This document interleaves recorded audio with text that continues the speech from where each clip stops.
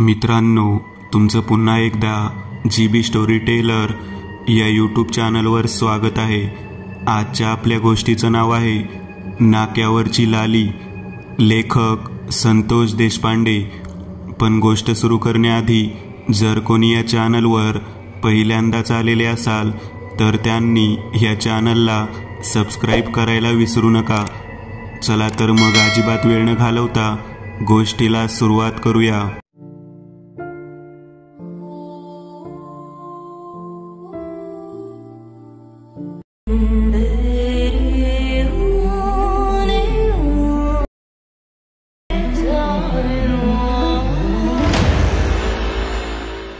मी, नागेश आणि किरण तिघेही जण गावातून 10:30च्या सुमाराला गरम मसाला दूध पिऊन गप्पा मारण्यासाठी नवीन नाक्यावरती येऊ लागलेलो होतो।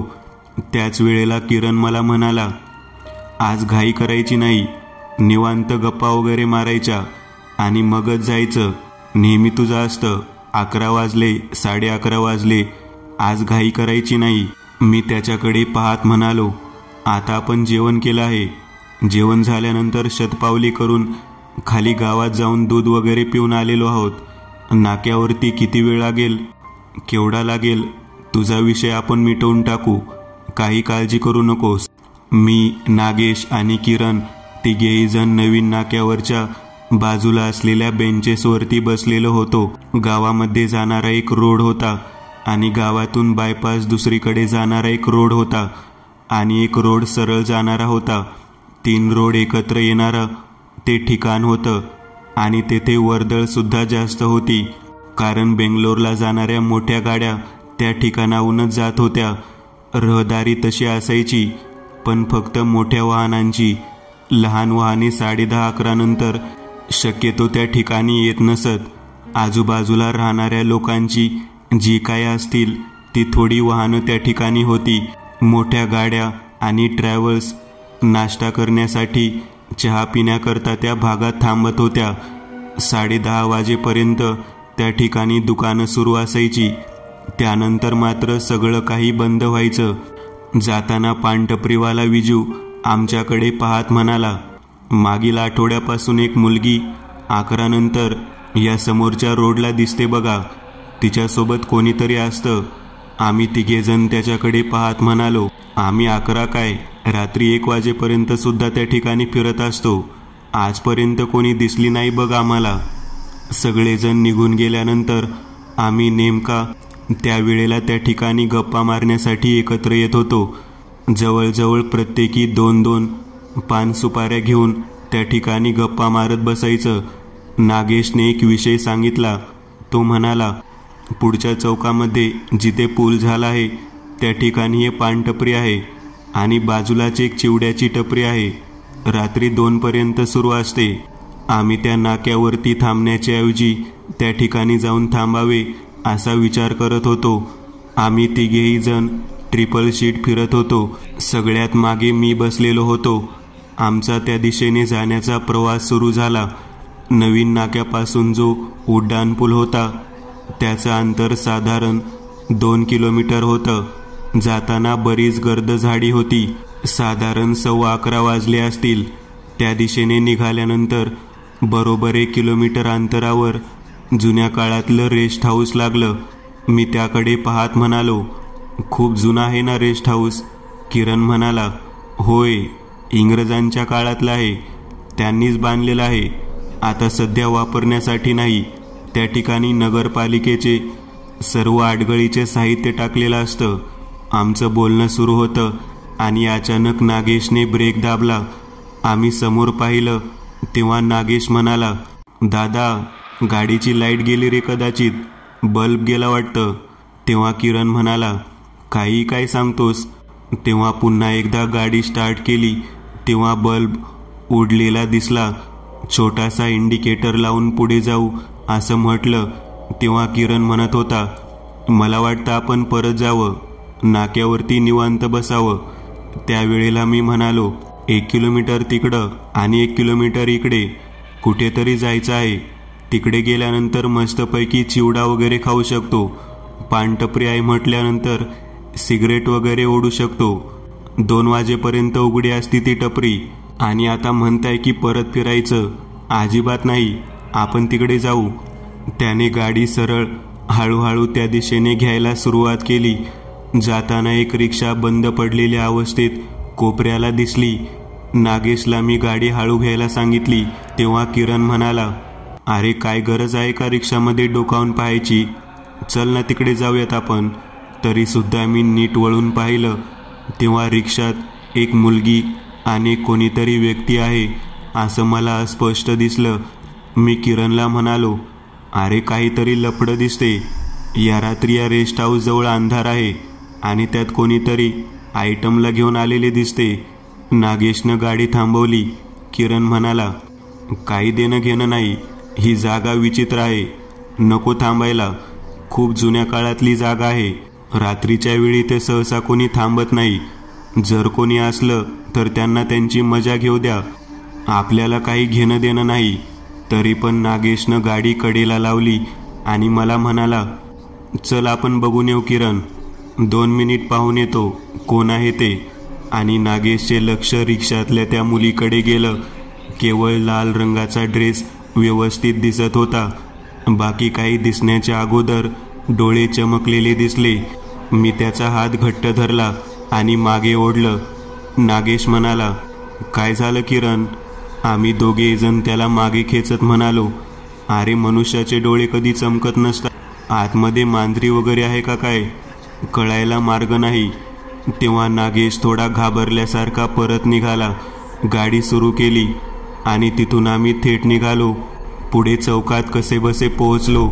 समोर टपरीला कुलूप दिसलं. चिवड्याची टपरी सुद्धा बंद होती आणि पानटपरी सुद्धा बंद होती. त्याच वेळेला बारीक पाऊस सुरू झाला. आम्ही पुलाखाली थांबलो. नागेश मला म्हणाला, रिक्षामध्ये नक्की काहीतरी होतं बघ. किरण आणि मी त्याला म्हणालो, काही का असेना, आपण तिथे थांबायला नको होतं. मला वाटतं आपण उगाचच थांबलो. त्याच वेळेला पावसाचा वेग वाढला आणि सगळीकडची लाईट गेली. पुलाखालच्या त्या भागामध्ये पाणी वाढायला सुरुवात झाली. किरण म्हणाला, इथं जर आपण अडकून पडलो तर रात्र इथंच घालवावी लागेल, आपल्याला परत निघायला हवं. आम्ही परत निघालो. पावसामध्ये भिजतच परत निघालो. थोडं अंतर पार करून गेल्यानंतर पुन्हा एकदा त्या रेस्ट हाऊस जवळ आलो. त्या ठिकाणी रिक्षा नव्हती. रेस्ट हाऊसच्या कंपाऊंडच्या आतमध्ये रिक्षा दिसली. नागेशने त्या ठिकाणी व्यवस्थित पाहिलं. तो म्हणाला, मला वाटतं आपण आतमध्ये जायला हवं, कारण पावसाचा वेग खूप वाढलेला आहे. आम्ही नागेशचे बोलणे ऐकून त्या दिशेने जाण्यासाठी निघालो. किरण म्हणत होता, अरे जागा विचित्र आहे, उगाच कशाला? नागेश म्हणाला, अरे कोणतरी तिथे थांबला आहे ना, आपल्या अगोदर जाऊन मग आपल्याला सोबत आहे ना, कशाला उगाचच मनामध्ये भीती बाळगतोस? रिक्षा लावलेली तशीच होती. समोर डाक बंगल्याच्या पोर्चमध्ये एक गॅस बत्ती दिसली. एक म्हातारा व्यक्ती बाहेर बसलेला होता. आम्ही गाडी लावून त्या ठिकाणी पोहोचलो. त्या व्यक्तीकडे पाहिलं. त्याला म्हणालो, इथे कोणी आला आहे का या रिक्षामधून? तेव्हा तो म्हणाला, तुम्ही कोण, इथे कशासाठी आला आहात? तेव्हा मी सांगितलं, आम्ही इथेच बाजूला राहतो, पण पाऊस वाढल्यामुळे इथे थांबलेलो आहोत. तेव्हा तो म्हणाला, या ठिकाणी रात्री थांबायला परवानगी नाही, इथे राहण्यासाठी पैसे पडतात. तेव्हा आम्ही म्हणालो, अहो आम्ही मुक्काम वगैरे करणार नाही, फक्त अर्धा तास, पाऊस थांबेपर्यंत थांबणार आहोत. आम्ही फक्त गप्पा मारण्यासाठी आलो आहोत. मी माझ्या हातातील पान तोंडात टाकत होतो. त्या म्हाताऱ्या व्यक्तीने माझ्याकडे पाहत पान आहे का विचारलं. तेव्हा माझ्या जवळचा एक पानाचा विडा त्याच्या हातात दिला. तो खुश झाला. तो म्हणाला, बाजेवरती बसा. बाजूला बाज होती. बाजेवरती बसलो. तेवढ्यात आतमधून भांड्यांचा आवाज ऐकू येऊ लागला. मी म्हणालो, इथे राहतात का कोणी? तेव्हा तो व्यक्ती म्हणाला, आताच 2 जण आलेले आहेत, किचनमध्ये भात शिजवत आहेत. नागेश आतमध्ये डोकावून पाहू लागला. तेव्हा तो म्हातारा म्हणाला, तुम्हाला फक्त बाहेर बसायची परवानगी दिली, आतमध्ये बघायची गरज नाही. तेव्हा लाल ड्रेस असलेली मुलगी दिसत होती. नागेश माझ्याकडे पाहत म्हणाला, अरे दादा, ही रिक्षामधली तीच मुलगी आहे. मी म्हणालो, अरे तो विजू टपरीवाला म्हणत होता, ती हीच मुलगी वाटतं, लाल ड्रेसवाली. किरण म्हणाला, आत कोणी का असना, उगाच कशाला डोकावून पाहायचं. नागेश, तुला नको त्या गोष्टीमध्ये डोकं घालायची सवय लागली. तो म्हातारा व्यक्ती आमच्याकडे पाहत म्हणाला, या ठिकाणी अर्धा एक तास थांबण्यासाठी वेळ दिला आहे. तेवढा वेळ थांबायचं आणि मग पाऊस थांबल्यानंतर निघून जायचं. इथे जे राहायला आलेले लोक आहेत त्यांच्या बाबतीत उगाच काही चौकशी करायची नाही. आम्ही दोघेजण म्हणालो, इथे राहायला आलेलो आहे. हा तर बंगला जो आहे तो कितीतरी वर्ष जुना आहे. तिथे कोणी राहत नाही म्हणून माहिती आहे. तेव्हा तो म्हातारा म्हणाला, मग आत दोघेजण जे आहेत ते कोण आहेत? मी कोण आहे? इथे राहणारा व्यक्तीच आहे ना. तेवढ्यात लाल ड्रेसची मुलगी बाहेर आली. तिच्या चेहऱ्याकडे पाहिलं तेव्हा आमच्या सर्वांचे भान हरपून गेले. तो म्हातारा व्यक्ती तिच्याकडे पाहत म्हणाला, मॅडम, तुम्हाला अजून काही हवं असेल तर सांगा, मी माझ्या खोलीतून आणून देतो. तेव्हा ती नागेशकडे पाहत म्हणाली, हे तिघेजण इथे काय करत आहेत आणि हे कोण आहेत? तेव्हा नागेश म्हणाला, थोड्या वेळापूर्वी नाही का तुम्हाला रिक्षामध्ये आम्ही पाहिलं होतं, आम्ही गाडीवर होतो. तेव्हा ती फक्त स्मित हास्य करून आतमध्ये गेली. आम्ही तिच्या पाठोपाठ आतमध्ये गेलो. तिने तिच्या जवळची पिशवी उघडली आणि आमच्यासमोर एक लाल रंगाचा क्रिस्टल बॉल बाहेर काढून ठेवला. नागेश त्या लाल रंगाच्या चमकणाऱ्या क्रिस्टल बॉलकडे पाहत म्हणाला, हे काय आहे? तेव्हा ती नागेशकडे पाहत म्हणाली, क्रिस्टल बॉल आहे, लाल. याची लाली तुम्हाला या ठिकाणापर्यंत घेऊन आलेली आहे. आम्ही म्हणालो, याची लाली या ठिकाणापर्यंत घेऊन आली आहे म्हणजे आम्हाला नाही समजलं. तेव्हा तिने आम्हाला त्या चेंडूकडे पाहायला सांगितले. तो काचेचा होता. मी आणि नागेश दोघेही जण एकटक पाहत होतो. किरण सुद्धा त्याकडे पाहत होता. वृद्ध व्यक्ती काही साहित्य आणण्यासाठी गेला होता. तो परत आला. त्याने आम्हाला आत पाहिल्यानंतर तो ओरडला. तेव्हा तिने त्या म्हाताऱ्याकडे पाहत म्हणाली, ते पाहुणे आहेत, त्यांना काही बोलायचं नाही. जे सांगितलं होतं ते आणलं का? तेव्हा तो म्हातारा हातामध्ये असलेला बॉक्स समोर ठेवत म्हणाला, हो आणलं आहे. नेमकं काय होतं बॉक्समध्ये काही कळायला मार्ग नाही, परंतु आम्ही तिच्या डोळ्याकडे पाहत म्हणालो, काही वेळापूर्वी तुमचे डोळे चमकत होते रिक्षामध्ये असताना. तेव्हा ती आमच्या तिघांकडे पाहत हसत म्हणाली, हो, डोळे चमकलेले पाहिले ना तुम्ही, म्हणून तर इथपर्यंत आला आहात माझ्यासाठी. आम्हाला नेमकं समजलं नाही ती असं का म्हणत होती. त्याच वेळेला दुसऱ्या खोलीतून आवाज ऐकू येऊ लागला. आम्ही त्या दिशेने तिला जाताना पाहिलं. मी, नागेश आणि किरण तिघेही जण जागेवरून उठण्याचा प्रयत्न करत होतो, परंतु समोरचा जो चमकणारा लाल रंगाचा क्रिस्टल बॉल होता त्याच्याकडे सारखं लक्ष जात होतं. किरण माझ्याकडे पाहत म्हणाला, नागेशच्या मनात जी गोष्ट येते ती अगदी तशीच घडते बघ. त्याला पाहायचं होतं या लाल रंगाच्या ड्रेसच्या मुलीला आणि तिने तर प्रत्यक्ष याला समोरच बसवले टेबलवरती. आपण दोघे काय, आजूबाजूची माणसं, आम्ही दोघेजण आजूबाजूला बसलो होतो. नागेश हसत होता. बाजूला दुसऱ्या टेबलवरती बॉक्स ठेवण्यात आला होता. त्या बॉक्सकडे पाहत मी म्हणालो, काय असेल रे यामध्ये? काहीतरी गिफ्ट वगैरे असेल. तेव्हा किरण म्हणाला, त्या मुलीसोबत रिक्षामध्ये जो कोणी होता तो दिसलाच नाही बघ. मी म्हणालो, असेल कोणीतरी, काय करायचं आपल्याला? तेवढ्यात ती पलीकडून हातात मोठं रेडियमचं कटर घेऊन आली आणि आमच्याकडे पाहत म्हणाली, मी हा बॉक्स पॅक करते आणि मग तुमच्याशी बोलते. आम्ही तिच्या शब्दाला होकार देत म्हणालो, ठीक आहे. तिने मोठा टेप घेतला.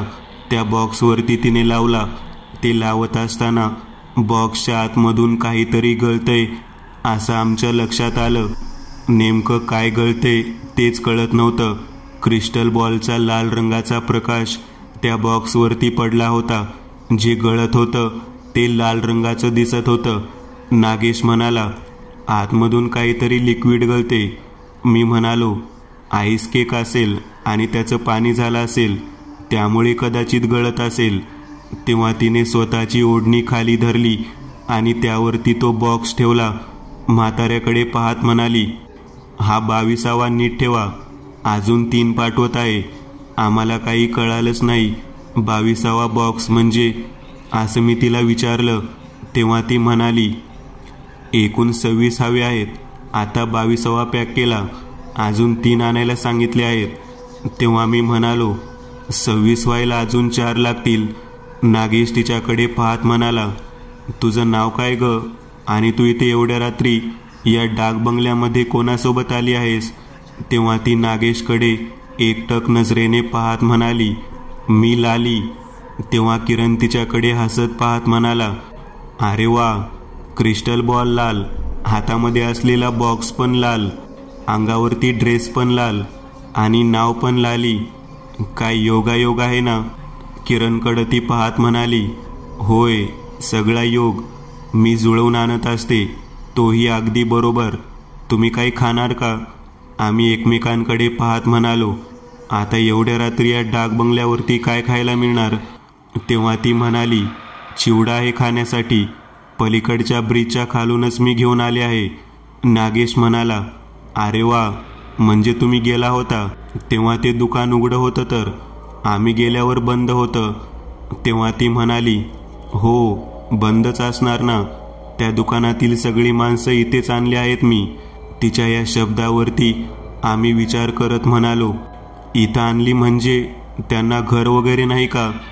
तेव्हा ती म्हणाली, आजपासून हेच ठिकाण त्यांचं घर आहे. नागेश म्हणाला, नाही हो, त्या उड्डाणपुलाच्या पलीकडे एक वस्ती आहे, तिथे राहत असतात ती लोक. तेव्हा ती नागेशकडे पाहत म्हणाली, त्या ठिकाणी पुराचं पाणी येतं म्हणून त्यांना इथे राहायची सोय केली आहे. तिचं हे बोलणं ऐकल्यानंतर मी म्हणालो, हा डाक बंगला सरकारी आहे ना, मग तुम्ही कसे काय सोय केली? तेव्हा ती माझ्याकडे एकटक नजरेने पाहत अगदी माझ्या चेहऱ्याजवळ चेहरा आणत मला म्हणाली, हा डाक बंगला माझा आहे, मी राहते इथे. आम्ही तिच्याकडे वेगळ्या नजरेने पाहत तिला म्हणालो, ते कसं काय शक्य आहे? कितीतरी दिवस हा बंद होता, तिथे कोणी राहत नाही म्हणून सांगितलं होतं, आणि तुम्ही म्हणता की इथे राहता म्हणून. तेव्हा किरणकडे पाहत म्हणाली, हो, खूप दिवस झालं बंदच होता. आता मी आली आहे ना, लाली, या डाक बंगल्याची मालकीन. नागेश म्हणाला, सरकारी बंगला आहे म्हणून माहिती होतं, तुम्ही विकत घेतला का? तेव्हा ती नागेशकडे पाहत म्हणाली, तो नाका आहे ना, नवीन नाका, तिथून त्या पलीकडे असलेल्या ब्रिजपर्यंत सगळी माझी जागा आहे, माझा इलाका. तेव्हा आम्ही तिच्याकडे पाहत म्हणालो, ते कसं काय? तेव्हा ती म्हणाली, तुम्ही खूप प्रश्न विचारता, तुम्हाला चिवडा हवा आहे का? एवढे मी विचारलं होतं. तिची मर्जी राखण्यासाठी आम्ही म्हणालो, बरं ठीक आहे, चिवडा आणा, आम्ही खातो. ती बाजूच्या खोलीमध्ये गेली. समोर जो दुसऱ्या टेबलावरती बॉक्स होता त्यातून खालच्या बाजूने काहीतरी वाहत होतं. मी उठलो आणि त्या दिशेने जाण्यासाठी प्रयत्न करू लागलो, परंतु मला खुर्चीवरून उठता येईना. जेव्हा आमच्या लक्षात आलं की आम्हाला खुर्चीवरून उठता येत नाही, त्यावेळेला मात्र काही ना काहीतरी वेगळं घडत आहे असं आमच्या तिघांच्या ध्यानात आलं.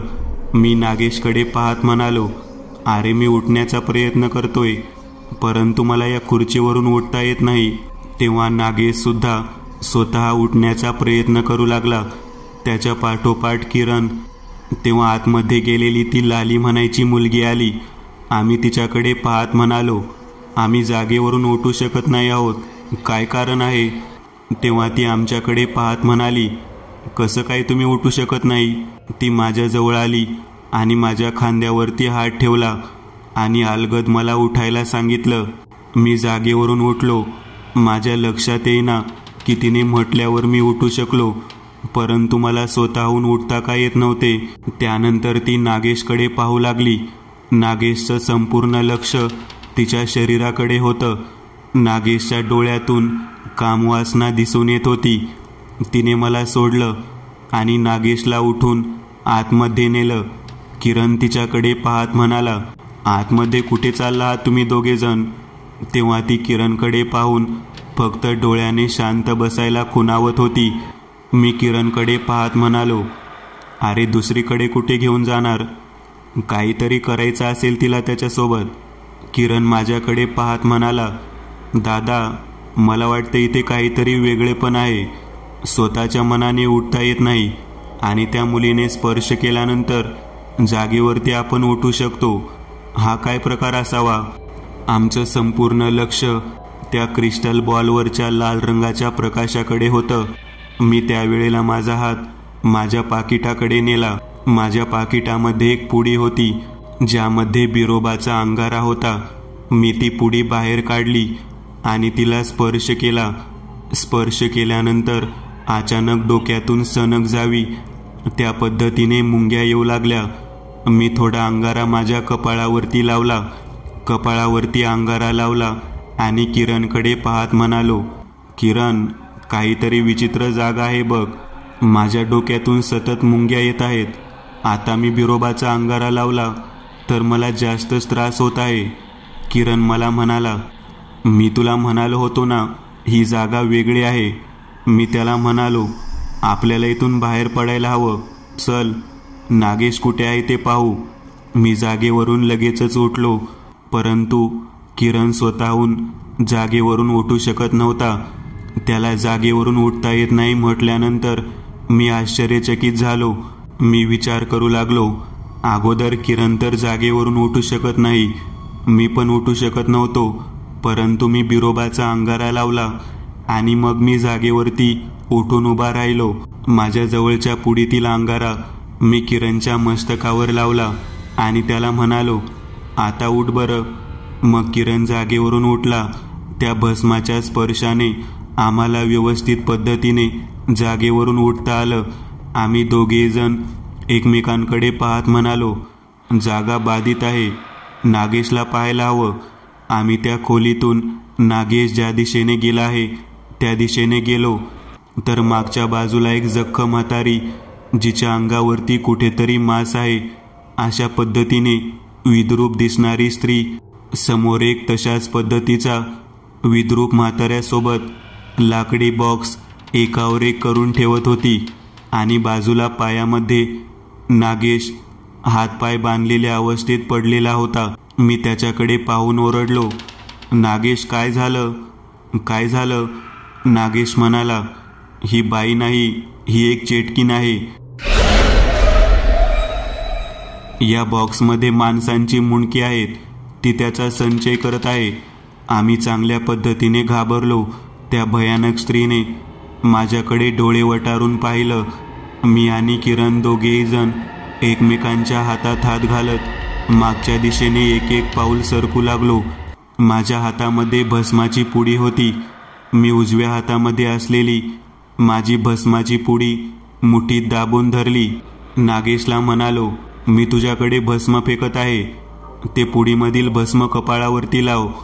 तेव्हा किरण म्हणाला, अरे त्याचे हात आणि पाय बांधलेले आहेत, तो कसा लावेल? आपल्याला जायला हवं. तिची विचित्र अवस्था पाहून आमच्या मनामध्ये भीतीने घर केलेलं होतं.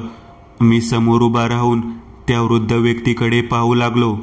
ती वृद्ध व्यक्ती हळूहळू मागे सरकू लागली.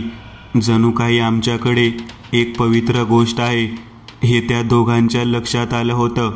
ती मागे सरकत होती. मी नागेशपर्यंत पोहोचलो. माझ्या हातातील अंगारा त्याच्या कपाळावरती लावला. त्याचे हात सोडले आणि त्याला माझ्यासोबत घेतलं. ती बाई एकटक माझ्याकडे पाहत होती, परंतु माझ्या कपाळावरती जिथे मी अंगारा लावला होता त्या स्थानाकडे तिची नजर गेल्यानंतर ती मागे सरकत होती. किरणकडे सुद्धा तिने त्याच पद्धतीने पाहिलं, तरी सुद्धा तसेच घडलं. नागेशला सुद्धा तिने त्याच पद्धतीने पाहिले, त्याही वेळेला तसंच घडलं. एका विभूतीमध्ये त्या भस्मामध्ये किती ताकद असू शकते याची गोष्ट आमच्या लक्षात आली. मी माझ्या दोन्ही मित्रांना हाताला हात धरून त्या ठिकाणाहून बाहेर घेऊन आलो.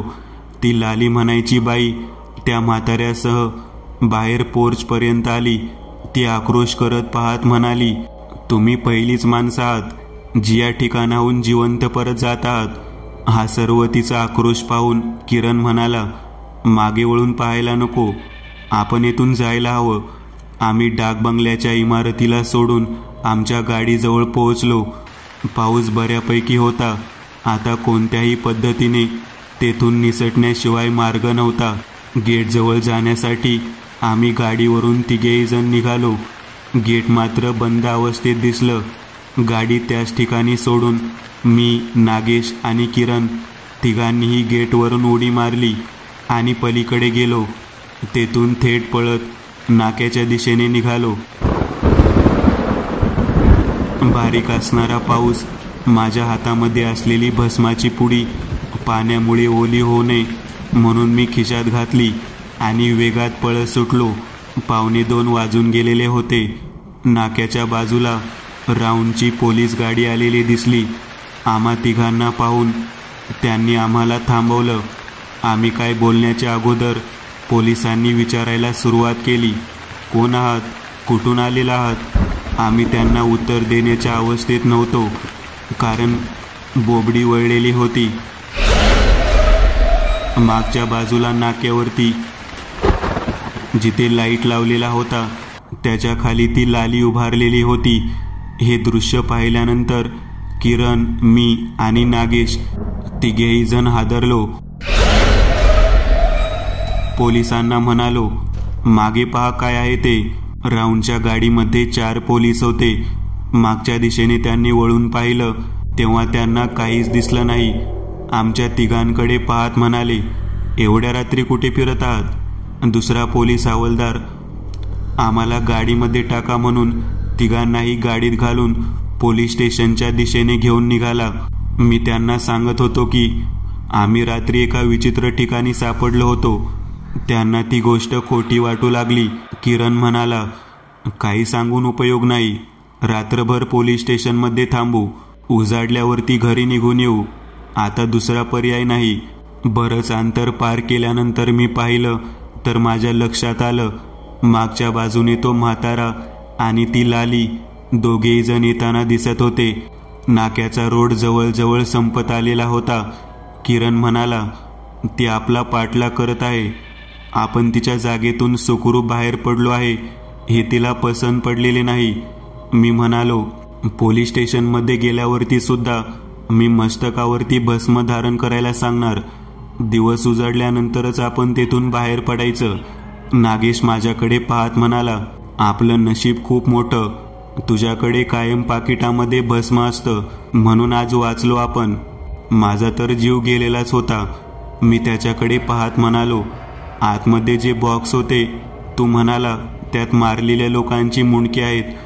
तेव्हा नागेश म्हणाला, अरे त्या चिवड्याच्या टपरीवाला आणि पानटपरीवाला, तेथील 2-3 व्यक्तींना तिथेच मारून तिने ठेवलेले होते. ते मी पाहिलं. तिने माझे हातपाय बांधले. त्या म्हाताऱ्या व्यक्तीला त्या मुलीने काहीतरी मंत्र सांगितला आणि मोठा सुरा आणायला सांगितला. काही वेळातच तुम्ही दोघेजण त्या ठिकाणी आला आणि नशीब बलवत्तर म्हणून मी वाचलो असं मला वाटतं. आम्ही पोलीस गाडीमध्ये चर्चा करत असताना बाजूचे हवालदार आमच्याकडे पाहून हसत होते. छान कथा रंगवून सांगत आहात तुम्ही. चला आता, दिवस उजाडल्याशिवाय सुटका नाही.